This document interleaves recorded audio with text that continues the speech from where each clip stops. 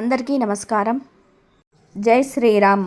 అయోధ్య రామ మందిరంలో బాలరాముని విగ్రహ ప్రాణ ప్రతిష్టాపన కార్యక్రమం పూర్తయింది. మరి టీవీలలో మనమందరం బాలరాముని చూస్తూ ఆ సుందర దరహాస వదనాన్ని గమనిస్తూ మరోపక్క ఆపాద మస్తకం రాముల వారి అలంకరించిన స్వర్ణాభరణాలను మనులను చూసి ఆశ్చర్యానందాలకు లోనయ్యాము.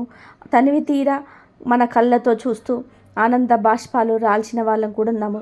మరి స్వామివారి దుస్తులు ఎవరు డిజైన్ చేశారు, స్వామివారి స్వర్ణాభరణాలు ఎవరు డిజైన్ చేశారు, ఎలా డిజైన్ చేశారు, కాలు నుంచి తల వరకు ఏ ఏ ఆభరణాలు ఉన్నాయి, అవన్నీ మనం ఈ వీడియోలో మాట్లాడుకునే ప్రయత్నం చేద్దాం. ఈ వీడియో చాలా చాలా చాలా ఆసక్తికరంగా ఆద్యంతం అలరించబోతుంది, అద్భుతంగా ఉండబోతుంది.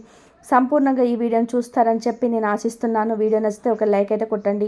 మీ అభిప్రాయాలు కామెంట్ సెక్షన్లో రాయడం మర్చిపోకండి. అలాగే మా ఛానల్ నచ్చితే వెంటనే సబ్స్క్రైబ్ చేసుకోవడం మర్చిపోకండి. ఆలస్యం చేయకుండా ఇక వీడియోలో చూద్దాం.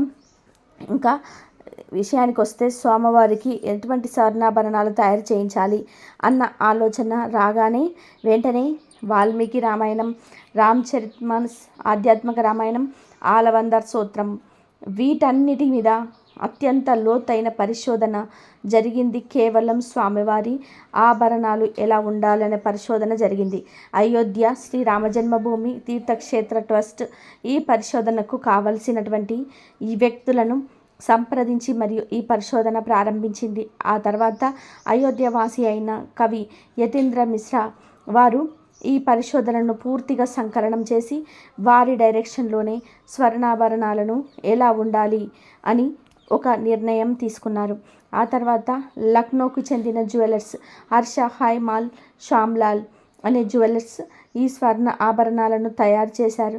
అలాగే స్వామివారి దుస్తులను ఢిల్లీకి చెందిన టెక్స్టైల్ డిజైనర్ మనీష్ త్రిపాఠి అయోధ్య దామోలతో కలిసి పనిచేస్తూ ఆయన డిజైన్ చేశారు. ఇక శ్రీరామ జన్మభూమి తీర్థక్షేత్ర ట్రస్ట్ చెబుతున్న దాని ప్రకారము ఇప్పుడు మనం స్వామివారి ఒక్కొక్క ఆభరణం గురించి మాట్లాడుకోబోతున్నాం. ముందుగా స్వామివారి పాదాలకు నమస్కరించి ఒకసారి గమనించాం. స్వామివారు బాలరాముడు పద్మంపై నిలబడి ఉన్నాడు. చాలా చక్కగా అందమైనటువంటి కమలాన్ని శిల్పంలో మనము దర్శించుకోవచ్చు. కమలంపై స్వామివారు నిలబడి ఉన్నారు. అంతేకాకుండా ఆ కమలాన్ని కూడా అందంగా అలంకరించడం కోసం ఒక స్వర్ణంతో చేయబడినటువంటి దండను తయారు చేసి మరియు స్వామివారి పాదాల కింద ఉన్నటువంటి కమలానికి అమర్చారు. ఇక స్వామివారు బాలరాముడు 5 సంవత్సరాల వయసునున్నటువంటి రామ్లల్లా కాబట్టి ఆడుకోవడం కోసం అల్లన్నట్టుగా వెండితో తయారు చేసిన సాంప్రదాయకమైన ఆట వస్తువులను అక్కడ ఉంచారు. వెండితో చేసిన వెండితో చేసిన అశ్వాన్ని, వెండితో చేసిన ఒంటె, అలాగే వెండితో చేసిన ఒక బండి, అలాగే వెండితో చేసిన బొంగరం, ఇవన్నీ కూడా రామ్లల్లా ఆడుకోవడం కోసం అన్నట్టుగా గర్భాలయంలో ఉంచారు. అంతేకాదు ఆ తర్వాత రాముల వారి నుదుటి మీద అత్యద్భుతమైనటువంటి సాంప్రదాయకమైనటువంటి తిలకం మనకు కనిపిస్తుంది. ఊర్ధ్వపుండము అని పిలుస్తుంటాం. వైష్ణవ తిలకం ధరింపచేయడం కోసం వజ్రాలను ఉపయోగించారు. మనకు తెలుపు రంగులో కనిపిస్తున్నవి అన్నీ కూడా వజ్రాలు. మధ్యలో కనిపిస్తున్నాయి చూసారా, కుంకుమ బదులుగా కెంపులను ఉపయోగించారు. ఇంగ్లీష్లో రూబీస్ అంటారు. తర్వాత స్వామివారి నయనాల గురించి అంటే కళ్ళ గురించి మనం మాట్లాడుకుందాం.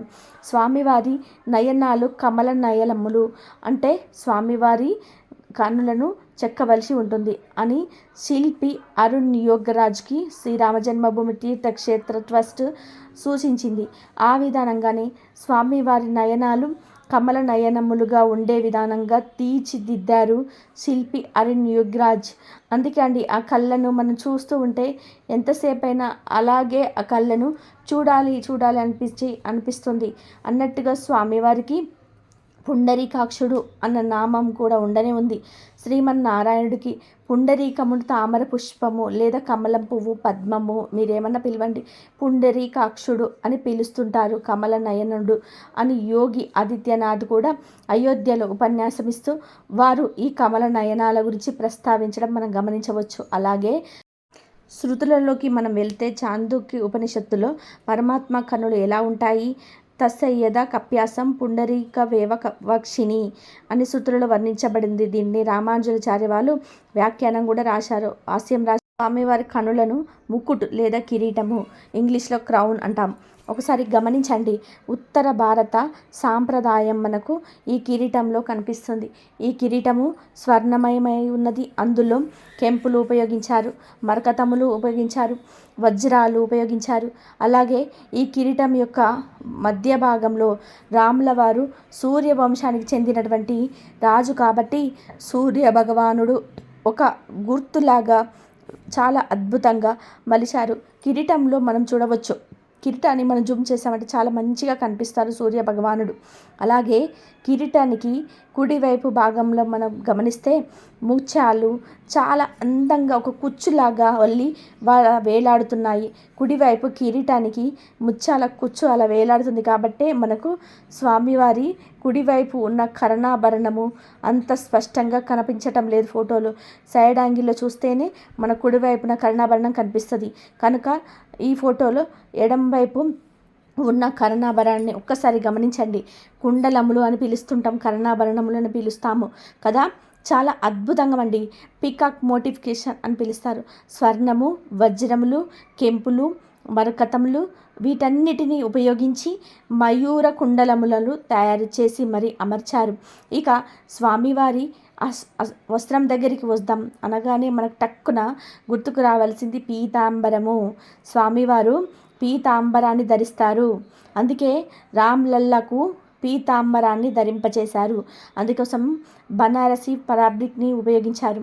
పీతాంబరం అంటే ఏం లేదు, పసుపు రంగులో ఉన్న ధోతి, అలాగే ఎర్రని జరి అంచు మనకు కనిపిస్తూ ఉంది. స్వామివారి పీతాంబరం గురించి అబ్బో మనకి పురాణాలలో, ఇతిహాసాలలో చాలా చాలా చోట్లలో చక్రం, సగదాసి, చారంగం, పీతాంబరం, కౌస్తుభ, వజ్రసింహం, శ్రియా సమేతు ఉజ్వల శోభితాంగం, విష్ణు సదాహం శరణం సబజ్జే. పీతాంబరం. అలాగే వరాహస్వామి వారు శ్రీమన్నారాయణ అవతారమే కదా. పీతాంబరం నరసింహస్వామి వారు పీతాంబరంలో ఉంటారు. మరి భాగవతంలో వర్ణన కనిపిస్తుంది వరాహస్వామి వారి, నరసింహస్వామి వారిది. అలాగే శ్రీరాముడు పీతాంబరం. తులసీదాసు రసిస్తారండి విశ్వామిత్రుని వెంట వెళ్తున్నటువంటి రామలక్ష్మణులలో రాముని వర్ణిస్తూ అరుణ నయన పుర బాహు పిజాల నీల జలజ తను శ్యామతమాల. ఇందులో స్వామివారి నయనాలను వర్ణించడం, స్వామివారు పీతాంబరాన్ని ధరించి ఉన్న తులసీదాసు రామాయణంలో వర్ణించారు. అలాగే కృష్ణ భగవానుడు పీతాంబరంలో ఉంటాడు. మనకు రామాయణం సాగరం సీరియల్లో గమనిస్తే తులసి రామాయణాన్ని, వాల్మీకి రామాయణాన్ని చక్కగా అనుసరిస్తూ రాముడు అడవులకు వెళ్ళడానికంటే ముందు రాచ దుస్తులో ఉంటాడు కదా. ఎప్పుడు మీకు రాముల వారిని చూపించిన అత్యధిక శాతం పీతాంబరంలోనే చూపిస్తారు రామణ సాగర్ వారు. ఇక కంకణములు. ఒక్కసారి స్వామివారి చేతులను గమనించండి. కంగన్ అని పిలుస్తుంటారు, కంకణములు అని పిలుస్తుంటారు. కొన్ని చోట్ల కడియాలు అంటారు, చేతుల కడియాలు అంటారు. కంకణములు స్వర్ణ కంకణములు. ఆ కంకణములలో వివిధ రకములైన మణులు పొదగబడి ఉన్నాయి. అలాగే స్వామివారి వామహస్తాన్ని ఒక్కసారి గమనించండి, అంటే ఎడమ చేతిని గమనించండి. చేతిలో బంగారంతో చేయబడినటువంటి ధనస్సును స్వామివారు ధరించి ఉన్నారు. ఆ ధనస్సుకు ముత్యములు, కెంపులు, మరకతములు చాలా అందంగా అమర్చబడి ఉన్నాయి. స్వామివారి కుడి చేతిని గమనించండి, అందులో స్వర్ణమయమైనటువంటి బాణం మనకు కనిపిస్తుంది. అలాగే కాంచి అంటాము, కరదాని అంటాము, లేదు ఇంగ్లీష్లో చెప్పాలంటే వేస్ట్ బ్రాండ్ అంటారు, చక్కగా మన తెలుగులో చెప్పాలంటే వడ్డానము అంటారు. స్వామివారి వడ్డానాన్ని ఒక్కసారి గమనించండి. స్వర్ణమయమై ఉంటుంది. అందులో వజ్రాలున్నాయి, కెంపులున్నాయి, ఒక పక్క ముత్యాలున్నాయి, మరకతాలున్నాయి. వివిధ రకములైన జెమ్స్తో స్టడ్డింగ్ చేయబడి అత్యద్భుతంగా వడ్డానం మనకు కనిపిస్తుంది. అంతేకాదు వడ్డానానికి ఒకవైపు ముత్యాలు, కెంపులు, మరకతములు అలా అందంగా వేలాడుతూ ఉన్నాయి. ఇక వైజయంతి మాల లేదు విజయమాల అని కూడా పిలుస్తుంటారు. స్వామివారి నగలు గనక మనం గమనిస్తే అందులో మెడలో ధరించినటువంటి నగలు మూడవ నగ లేదు, అతి పొడవైనటువంటి ఆ నెక్లెస్ నగ అని మనకు కనిపిస్తోంది. అదే వైజయంతి మాల. స్వర్ణంతో చేయబడి ఉన్నది, కెంపులతో స్టడ్డింగ్ చేయబడి ఉన్నది. అంతేకాకుండా వైష్ణవ సాంప్రదాయంలో సుదర్శన చక్రం, పద్మము, శంఖము, మంగళ కలశము ఇవన్నీ కూడా ఏ విధంగా అయితే స్వామివారి గుర్తులుగా ఉపయోగిస్తుంటారో సరిగ్గా అలాగే ఈ స్వర్ణమయమైనటువంటి వైజయంతి మాలలో చక్రము, పద్మము, శంఖము, మంగళ కలశము వచ్చే విధానంగా అందంగా తీర్చిదిద్దారు. అంతేకాకుండా స్వామివారు పుష్పాలంకృతుడై ఉన్నాడు. ఆ పుష్ప అలంకరణలో కూడా కమలములు, చెంబకములు, పారిజాతములు, కుందములు, తులసి దళములు ఉపయోగించారు. ఇక వైజయంతి మాల విషయానికి వస్తే భాగవతం చతుర్థ స్కందంలో శివుడు దక్షుణ్ణి క్షమించిన తర్వాత దక్ష యజ్ఞం పరిసమాప్తం అవుతుంది.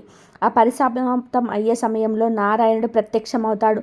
అప్పుడు పోతన గారు అంటారండి, వైజయంతి ప్రబల్ వన్యచూప హాటకరత్త కిరీట కోటి ప్రబల్ అని చెప్పి వైజయంతి మాల కాంతుల ప్రసరిస్తూ ఉండగా రత్నాలు పొదగబడినటువంటి స్వర్ణమయమైనటువంటి కిరీటపు కాంతులు సూర్యుడిని వెలుగులతో అతిశయిస్తూ ఉంటే స్వామివారు దర్శనమిచ్చారు అంటారు.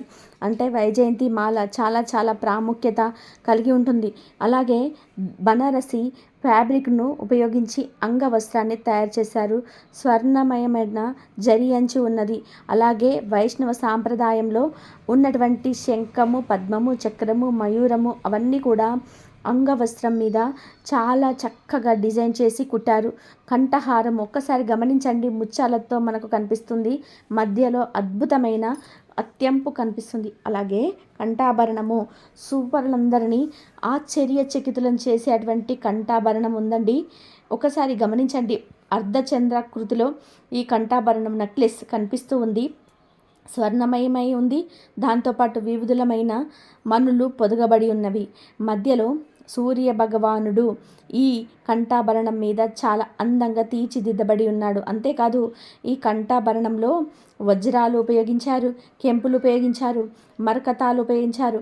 ఒక దైవీకమైన శక్తి ఈ కంఠాభరణాన్ని ఉంచి అలా బయటికి వెలువడుతూ చూపరులను ఇట్టే ఆకర్షిస్తుంది. అంతేకాకుండా ఈ కంఠాభరణము క్రింది భాగం ఒక్కసారి అలా గమనించుకుంటూ రండి. ఎమరాల్డ్స్ అంటారు ఇంగ్లీష్లో, మరకతములు వ్రేలాడుతూ ఉన్నాయి. అలా వ్రేలాడుతున్న అద్భుతమైన దృశ్యం మనం చూస్తున్న భావన మనకు కలుగుతుంది. అంతేకాదు స్వామివారి నాభి దగ్గరలో ఒక్కసారి గమనించండి. ఈ 5 వరుసలుగా నాభి వరకు వచ్చినటువంటి ఈ necklace diamond stone, emerald stone ఉన్నటువంటి నెక్లెసు చిట్ట చివరగా ఒక పెద్ద పెండెంట్ మనకు కనిపిస్తుంది. అది మరకతం. ఇక కౌస్తుభమణి రాములల్లా హృదయం ఉన్నటువంటి ఆ స్థానంలో ఎడం వైపు అతిపెద్దనైన కెంపుతో చుట్టూ వజ్రాలతో తయారు చేయబడినటువంటి కౌస్తుభమణి ఉన్నది. కానీ అండి మనము ఈ కౌస్తుభమణిని ఫోటోలలో చూడలేకపోతుంటాం. స్వామివారికి వేసినటువంటి అలంకరణ దుస్తులు, అలాగే స్వామివారికి వేసినటువంటి పుష్పమాలలు వాటన్నిటిలో మనకు ఈ కౌస్తుభమణి కనిపించడం లేదు.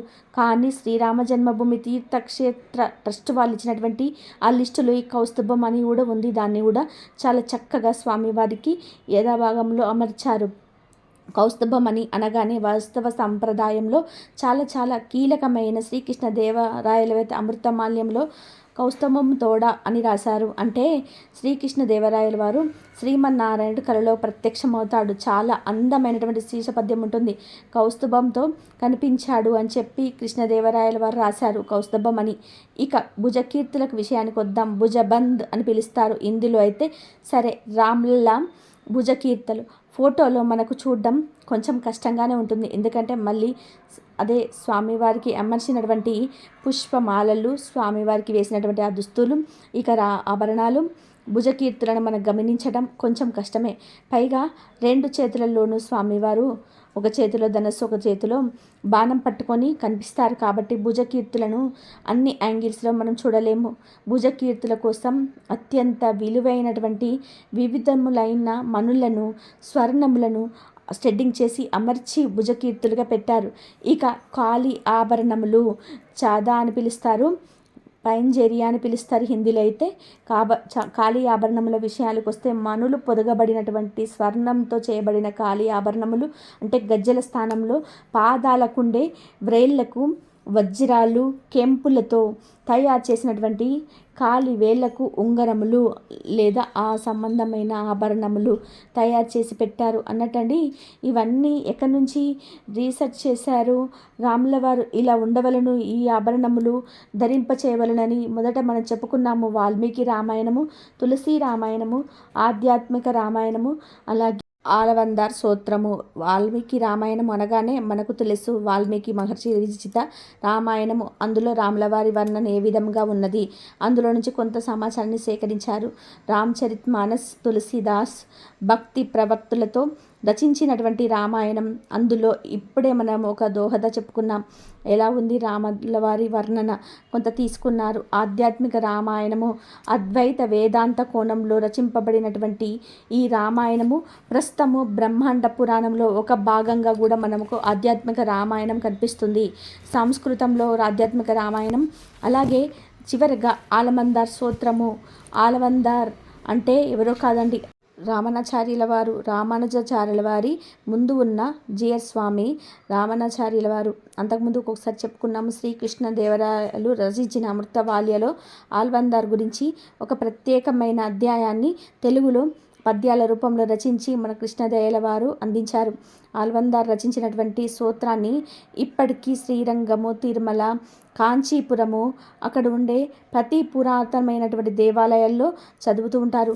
స్వామివారి వర్ణన అన్నీ కూడా చాలా రామానుజాచార్యులు మనకు అందించారు. ఇలా వివిధ గ్రంథాలను అధ్యయనం చేసి ఒక రీసెర్చ్ చేసి అత్యంత లోతుగా స్వామివారి ఆభరణాలను డిజైన్ చేసుకొని మరి చూపరులకు ఆశ్చర్యాన్ని ఆనందాన్ని కలిగించే విధానంగా రాములల్ల విగ్రహం యొక్క ఆభరణాలను దుస్తులను తీర్చిదిద్దారు. ఇక రాముల వారండి మనం నిద్రపోయినా సరే కళలోకి వచ్చేస్తున్నారు. అంత అందంగా ఉన్నారు. ఆ నిరంతరము ఆ స్వామివారే కనిపిస్తున్నారు, ఆ రాముల వారే కనిపిస్తున్నాడు. ఆ బాలరాముని చూసిన తర్వాత ఇక ప్రపంచంలో వేటిని చూడబుద్ధి అవ్వటం లేదు అంటే అది అతిశయోక్తి కాదు. అంత ఆనందాశ్చర్యాలకు లోనయ్యే విధానంగా ఎంతసేపు చూస్తున్నా సరే చూడాలి అని అనిపించే విధానంగా బాలరాముడు మనకు కనిపిస్తున్నాడు. ఇదండి ఈ వీడియో పూర్తిగా చూసిన వారికి ప్రత్యేకంగా ధన్యవాదాలు చెప్తున్నాను. మీ అభిప్రాయాలు కామెంట్ సెక్షన్లో రాయండి. జై శ్రీరామ్. ఆ రాముల వారి నగలు, ఆ రాముల వారి చూపరులకి ప్రతి ఒక్కరికి కూడా ఆ రాముల వారి ఆశీస్సులు అందాలని చెప్పేసి మనస్ఫూర్తిగా కోరుకుంటున్నాను. ఆ బాలరాముడు మనందరినీ చల్లగా చూడాలి. రామరాజ్యం మనకి ఎప్పుడు ఆ రామరాజ్యంలోనే ఎప్పుడు మనం అందరం చల్లగా ఉండాలని మనస్ఫూర్తిగా కోరుకుంటున్నాను. జై శ్రీరామ్, జై శ్రీరామ్, జై శ్రీరామ్.